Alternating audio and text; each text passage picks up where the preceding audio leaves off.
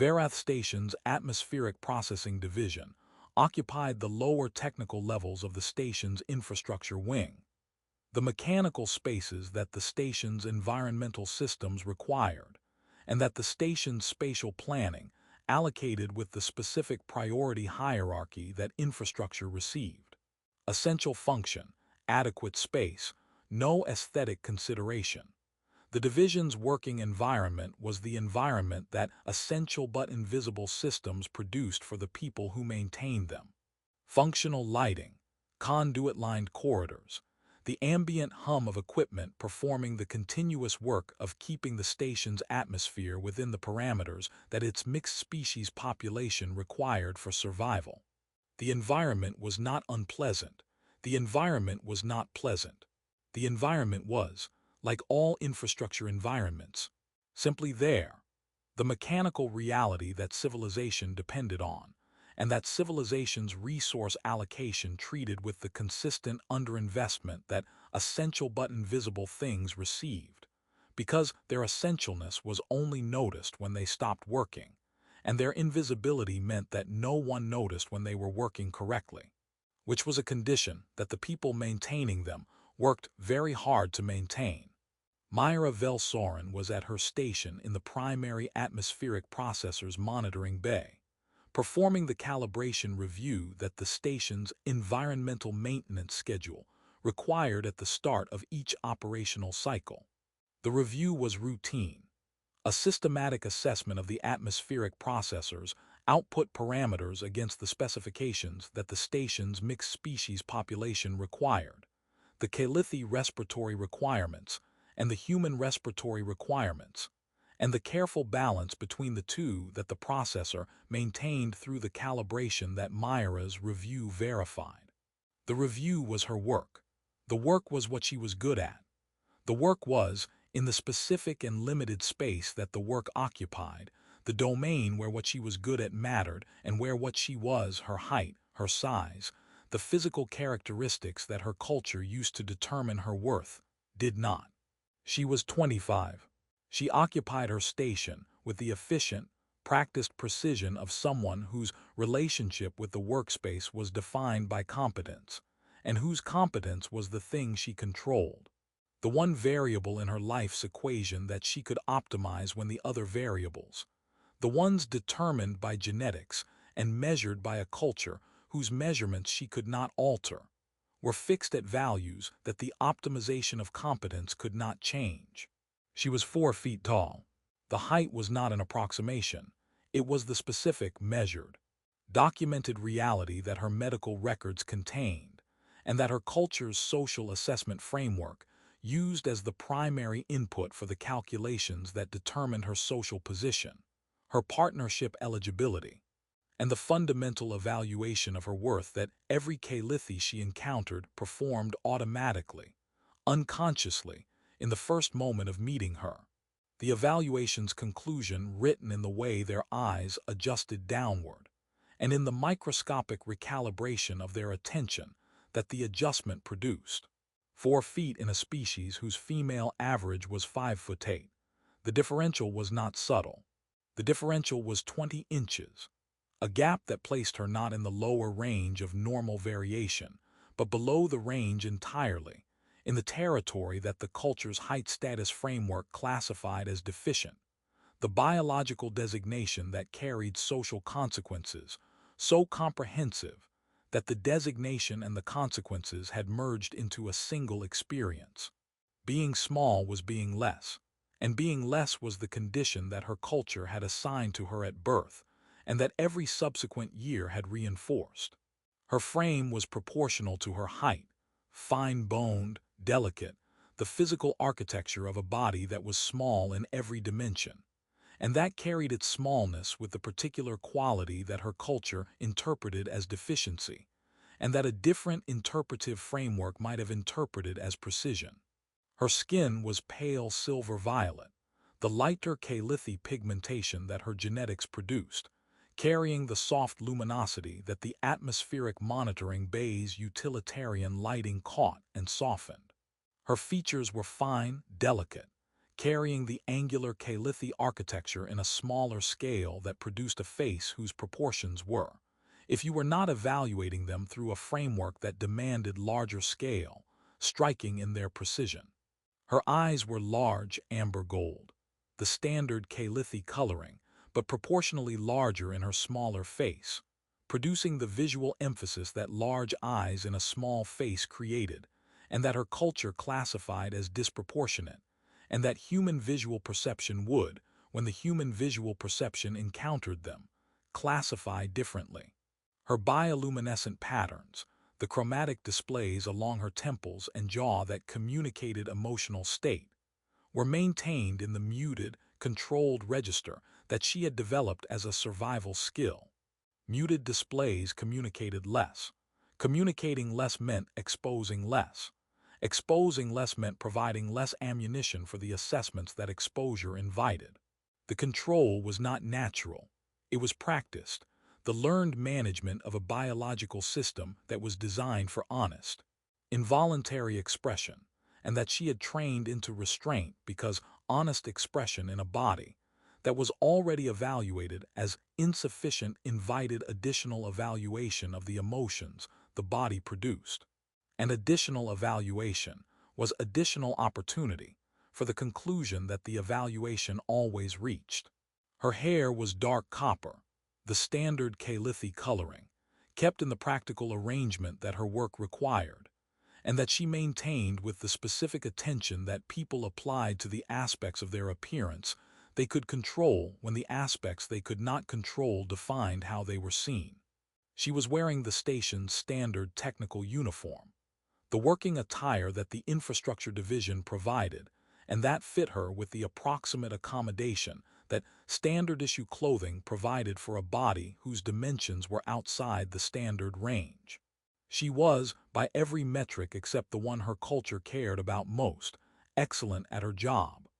The atmospheric processing system she maintained ran at efficiency levels that exceeded station specifications.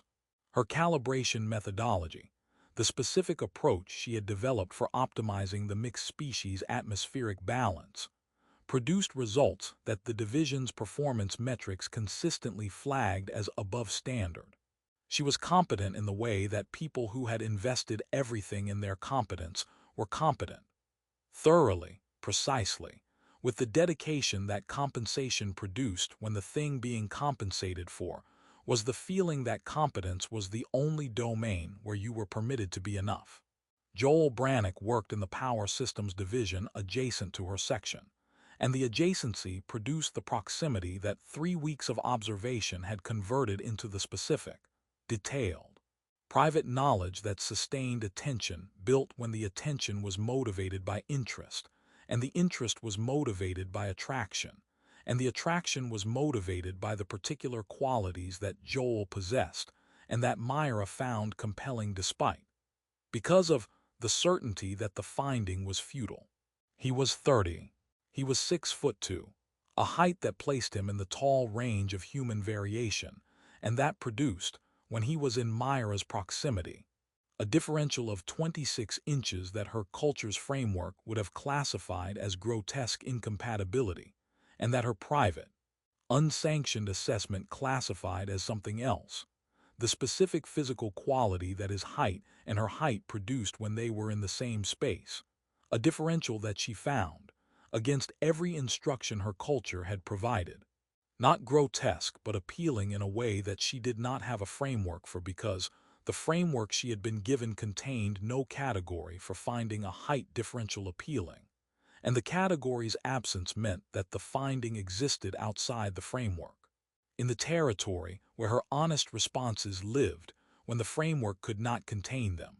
He was broad, built with the substantial frame that his work and his genetics produced, the physicality of a man whose professional life involved the physical engagement that power systems maintenance required, and whose physical development reflected the engagement. His shoulders were wide. His hands were large, capable, carrying the evidence of work in the specific wear pattern that technical tools produced on the skin that held them. His presence in a space was physical, not aggressive, not dominating, but present, The way that people whose bodies were substantial were present, occupying space with the comfortable, unself-conscious ease that people occupied space when the space had never been used to measure their worth. His face was the face that 3 weeks of observation had mapped in Myra's perception, with the detail that attraction and proximity combined to produce: strong features. A jaw that carried the specific quality of definition that Myra found unreasonably interesting. Brown eyes that were warm in the way that human eyes were warm when the person behind them was warm. And a mouth that smiled frequently and easily, the smile deployed not as social performance, but as the natural expression of a person whose emotional default was amiable and whose amiability was genuine. His hair was brown, maintained at a length that suggested grooming, was a factor in his life without being a priority. The hair carrying the specific quality of mild disorder that active work produced, and that he did not correct because correcting it would have required caring about it more than he did, and his caring priorities were allocated elsewhere. He moved through the technical spaces with the easy, confident physicality of a man whose body was a tool he used rather than an object he displayed. The movement quality of someone who was comfortable in his body, because his body had always been comfortable, had never been the site of assessment that found it insufficient, had never been measured by a framework that concluded it was wrong. The comfort was visible. The comfort was, for Myra, simultaneously attractive and painful. Attractive because the comfort produced the ease that she found compelling.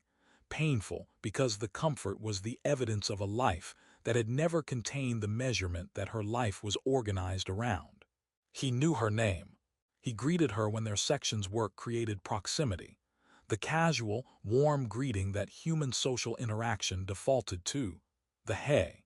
Myra that he delivered with the easy friendliness that his personality produced, and that she received with the controlled, muted response that her practiced restraint produced. The response calibrated to communicate professional courtesy, without communicating the interest that the professional courtesy was containing.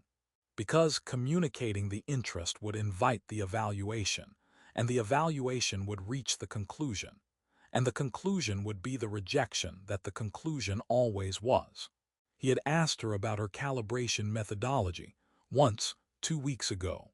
He had noticed that her atmospheric processing outputs exceeded the specifications that his power system's load calculations were based on, and the exceeding had created a positive variance in his section's efficiency that he wanted to understand, and the understanding required asking her about the technique that produced the variance, and the asking had been delivered with the professional interest of a competent engineer, engaging with another competent engineer's work, and with the casual warmth of a man whose engagement style was warm by default.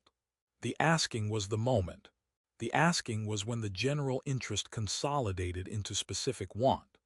The moment when being asked about her competence by someone who respected the competence enough to ask about it produced in Myra the overwhelming recognition of what she wanted and the devastating assessment of its impossibility. The two things arriving together because they always arrive together, the wanting and the impossibility, the hope and the measurement, the interest and the framework that declared the interest futile. 3 weeks. The wanting had exceeded the framework's capacity to contain it. The wanting was larger than the impossibility, and the wanting was demanding expression, and the expression would require approaching him, and approaching him would require courage that her lifetime of rejection had systematically eroded, and that the wanting was nevertheless producing, because wanting did not respect erosion, and wanting did not respect impossibility, and wanting was, in its persistent, unkillable, unreasonable insistence, stronger than everything her culture had taught her to believe about herself. She was going to approach him. Today. The decision was made, and the decision was terrifying, and the decision was not going to be unmade because unmaking it would require the wanting to retreat, and the wanting was not retreating. She found him in the maintenance corridor that connected their sections. the shared infrastructure space where their professional proximity was natural, and where an approach could be framed as professional interaction if the approach's personal intent encountered the rejection that every fiber of her experience predicted. He was leaning against the corridor wall, reviewing a power distribution schematic on a data tablet, the posture of a man using a between-tasks interval for the administrative work that the intervals provided time for. He was in his standard work clothing, the human technical uniform that the station provided, carrying the same unremarkable function-over-form quality that her Calithi uniform carried. His sleeves were pushed to his elbows, the habitual modification that human technicians performed when the work was physical, and the sleeves were in the way, exposing the forearms that his power systems work had built, and that Myra's private observation had catalogued with the specific attention that attraction paid to the physical details that attraction found compelling. She approached. The approaching was visible in its difficulty, her body language carrying the tension that the approach generated, the posture of someone who was doing something brave and who was managing the bravery through the only mechanism available. Doing the thing despite the fear rather than waiting for the fear to subside, because the fear would not subside and waiting for it would mean waiting forever. He looked up when she approached. The looking was casual, the normal, friendly attention that a colleague received when they approached in a shared corridor. He smiled. The smile was the automatic, genuine expression of someone who was pleased to see the person approaching, because the person approaching was someone he knew and knew pleasantly. "Hey, Myra." Joel, her voice was controlled. The control was the practice management that 3 weeks of wanting and 25 years of conditioning produced. The voice maintaining the professional register that the corridor's context supported, while the person behind the voice was operating at an emotional intensity that the professional register could not accommodate, and that was audible to anyone listening carefully, in the slight compression of her consonants and the marginally reduced volume of her vowels. "I wanted to, I have been." The sentence structure was collapsing.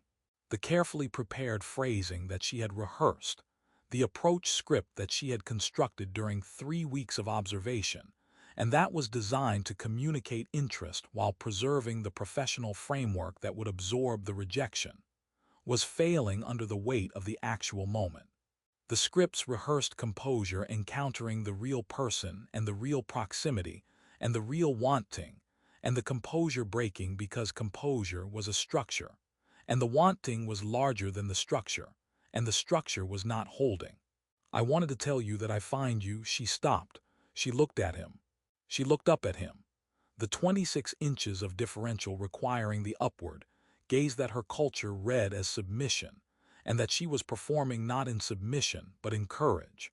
The looking up being the physical expression of approaching someone whose height exceeded hers by more than 2 feet, and whose culture she was about to ask to evaluate her by standards she did not know. "I find you interesting, personally, beyond the professional context, and I understand that the word that came next was the word that her culture had made central to every assessment of her, and that she produced with the specific difficulty of someone speaking a word that hurt. My size. I understand that my size makes this inappropriate, presumptuous. I know what I am. I know that the differential makes this something that is not." She was going to say not possible. The words were forming. The sentence was completing itself along the trajectory that 25 years of rejection had carved, the neural pathway that led from interest to approach to the preemptive acceptance of rejection that her experience had established as the approach's inevitable conclusion. Joel's expression was changing. The change was not the change she expected, not the diplomatic recalibration that preceded polite rejection, not the uncomfortable shift that preceded awkward withdrawal. The change was confusion. Genuine, visible, unrehearsed confusion. The expression of a person who was hearing something they did not understand and whose non-understanding was not about the words, but about the framework the words assumed. "Wait," he said. "Wait, hold on. Your size makes it what?" inappropriate. My height, that I am 4 feet tall. In my culture, this means, I know how tall you are. I see you in the corridor every day. What does your height have to do with? He stopped. The stopping was the specific interruption that occurred when a person's processing caught up with the context that their initial confusion had been working to assemble. Your culture has a thing about height. My culture has, yes. Height determines. The words were precise, clinical, the vocabulary of someone describing a system that had shaped their entire life, and that the describing required the clinical distance that raw description would have made unbearable. Social status, partnership eligibility, worth. Height correlates directly with social standing. Taller individuals are valued. Shorter individuals are not valued. My height places me below the threshold for partnership consideration. I am, by my culture's assessment, categorically unsuitable. Joel stared at her. The staring was the expression of a person processing information that their cultural framework did not contain a category for, and whose absence of category was producing the specific, blank quality of someone encountering an assumption so foreign that the foreignness required a moment of recalibration before response was possible. Categorically unsuitable, he repeated, because you're 4 feet tall. Because I am 4 feet tall. 4 feet tall is he paused. The pause was not diplomatic. The pause was a man searching his own cultural framework for the thing she was describing and not finding it. My grandmother was 4'11". She was married for 53 years. My cousin Alina is 5 feet even. She's been with her partner for 6 years. Human women exist at your height. They're considered normal, ordinary, not deficient, not unsuitable, just people. People whose height is their height and whose height is not a measure of anything except how tall they are. Your species does not correlate height with worth. My species doesn't know. We don't. Human attraction is. He was searching for the explanation, the words that would convey what his culture's absence of height-based hierarchy meant to someone whose culture's presence of it had defined her entire life. Variable, individual. Some humans prefer tall partners. Some prefer shorter partners. Some don't have a preference. Height is a physical characteristic. It's not a qualification. Not a qualification. Not a qualification. Not a measure of worth. Not a factor in whether someone is suitable. The word you used, suitable. Humans don't determine suitability based on height.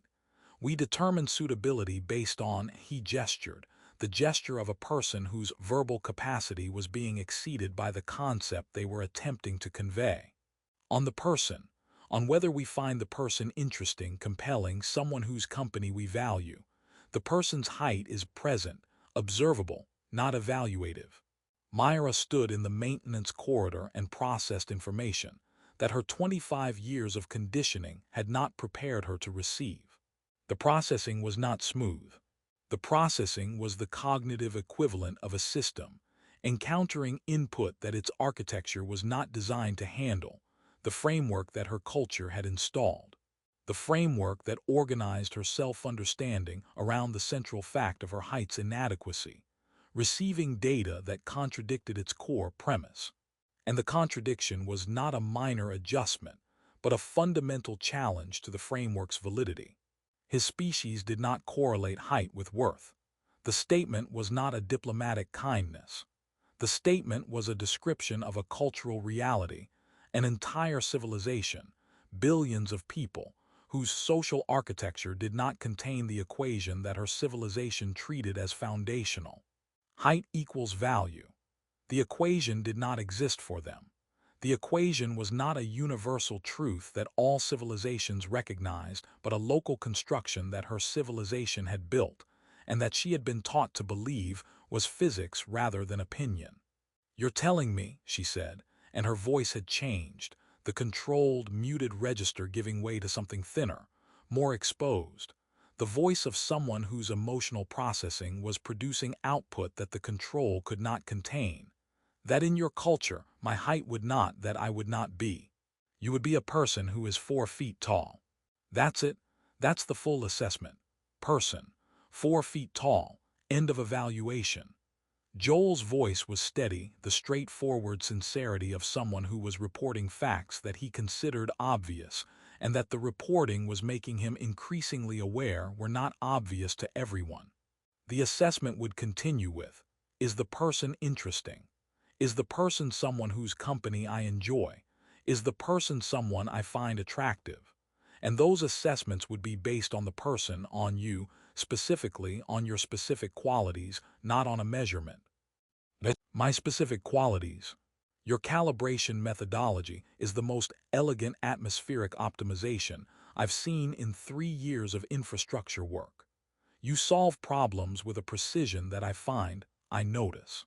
I notice the way you approach technical problems, and I notice the way the approach produces results that exceed specifications, and I notice. He paused.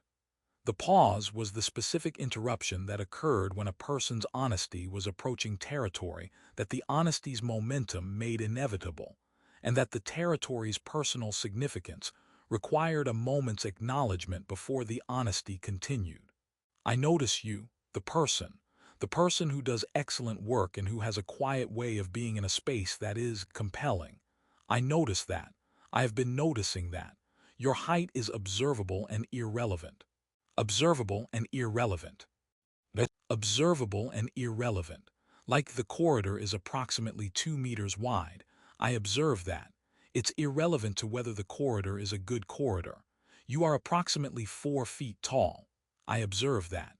It's irrelevant to whether you are someone I find interesting. He looked at her. The looking was down, the 26-inch differential requiring the downward gaze that her culture would have read as condescension, and that his eyes, warm and direct and carrying the specific quality of someone who was looking at a person they found compelling, converted from geometry into attention. I do find you interesting. For the record, the interest has been present for approximately the duration that I have been noticing you, which is approximately 3 weeks, and the interest is based on the person I've been noticing and not on any dimensional measurement of the person. Myra's bioluminescent patterns, the muted, controlled displays that 25 years of practiced restraint had trained into minimal expression, did something that the restraint could not prevent. The patterns brightened. Not gradually, not with the incremental shift that controlled emotional expression produced.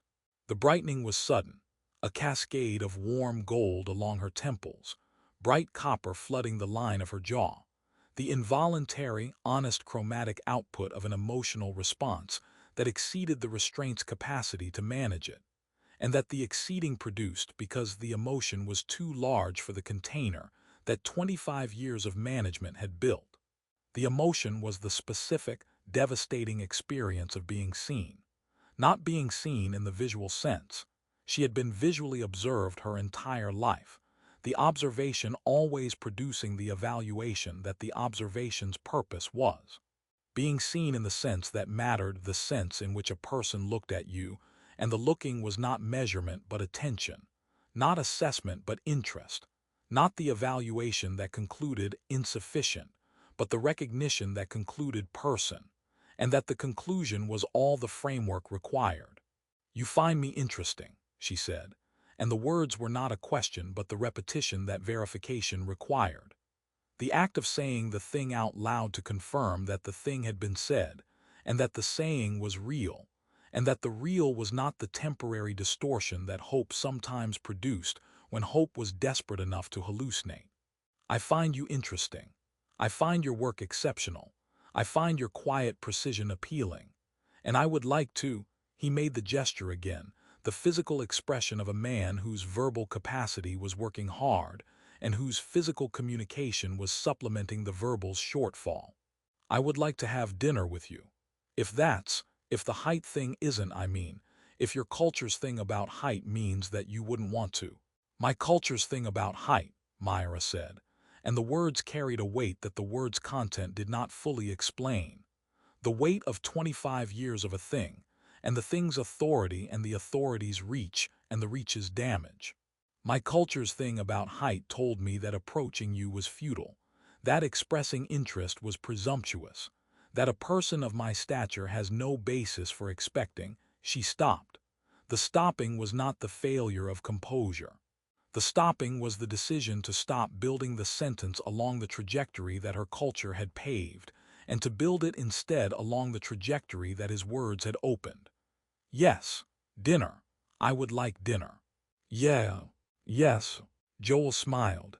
The smile was the genuine, warm expression that his personality produced, and that the expression's warmth was, in this moment, directed specifically at a 4-foot-tall Calithi woman, whose bioluminescent patterns were brighter than he had ever seen them and whose eyes, amber gold, proportionally large in her small face, carrying the luminous depth that the corridor's utilitarian lighting caught and rendered extraordinary, were looking at him with an expression that he did not have the cultural context to fully read, but that the universal components of the expression, the warmth, the vulnerability, the tentative emerging hard-won hope, communicated clearly enough. I'll figure out what restaurant options the station has that work for both species' dietary requirements, he said. If the options are anything like the ration packs, we may need to lower our expectations. I work in atmospheric processing. My expectations for station amenities were lowered on day one. He laughed. The laughter was the genuine, easy sound of a man who found something funny, and whose finding was the specific, personal finding that a specific person's humor produced. The laughter was warm. The laughter was directed at her humor and therefore at her, and therefore toward her, and the towardness was the thing that she had never experienced directed at her with the warmth that the directing carried, and that the warmth was changing everything, because everything she had believed about what she could receive from another person was built on the framework that said she could not receive this, and the framework was wrong. The framework was wrong. The knowledge settled into her with the specific, tectonic quality of foundational change, not the dramatic rupture that sudden revelations produced, but the deep, structural shift that occurred when a person's understanding of themselves encountered evidence that the understanding was not truth but opinion, and the opinion was local rather than universal, and the universe contained other opinions, and at least one of those opinions was held by a man who found her interesting and who wanted to have dinner with her, and whose wanting was not charity or tolerance or the diplomatic kindness that pity wore when pity wanted to be bearable. The wanting was genuine. The wanting was based on the person she was rather than the measurement she failed. The wanting was, in its honest, confused, straightforward human way, the evidence that her culture's framework was not the only framework available, and that the framework's authority over her life was a power she had granted because she had never encountered a framework that didn't demand it. She had encountered one now. Dinner, she said. Dinner, he confirmed. They stood in the maintenance corridor, 26 inches of height differential between them, the differential occupying the space that her culture made central